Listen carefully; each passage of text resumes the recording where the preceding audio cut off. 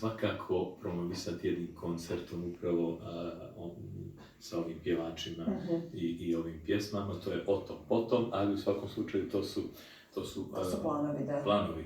Ali mislim da je ovaj način nešto najljepše nam pokazatelj kako se u pravom smislu čuva izvorna muzika. Da, i kažu zapravo da nema pjesme bez sevdaha, to tako često čujemo. Šta je sevdah? Je li to pjesma uspomena, pjesma ljubavi, života i možda najljepših ljudskih osjećanja? Samo ja sam ovako nekako, nadam se da ću biti u pravu, ali nekako tako sam naučio, tako to osjećam. Pravim razliku između sevdaha i sevdalinke. Da. Sevdalinka je pjesma koja podiže to stanje duha za koje mi kažemo pao je u sevdah.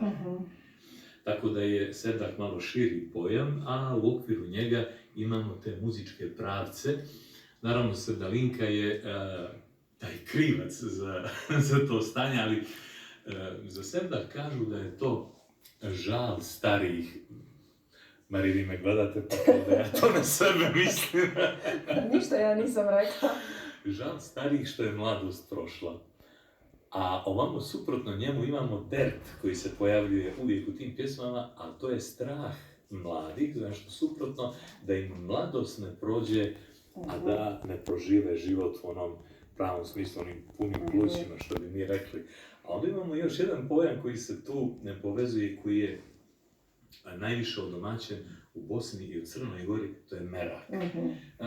Merak je sve ono što bismo mi sad rekli za sevdah, samo se merak dešava u jednoj posebnoj atmosferi gdje ima malo i pića, gdje ima malo i društva, i obično je to ta kafanska varijanta, što ne znači da ne može biti kući, ali otprilike je to. Tako da,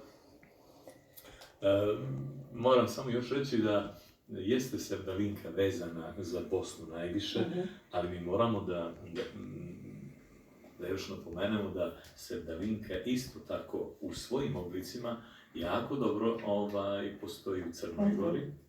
Dakle, podgorička sevdalinka, bilopojska sevdalinka, rožajska sevdalinka, to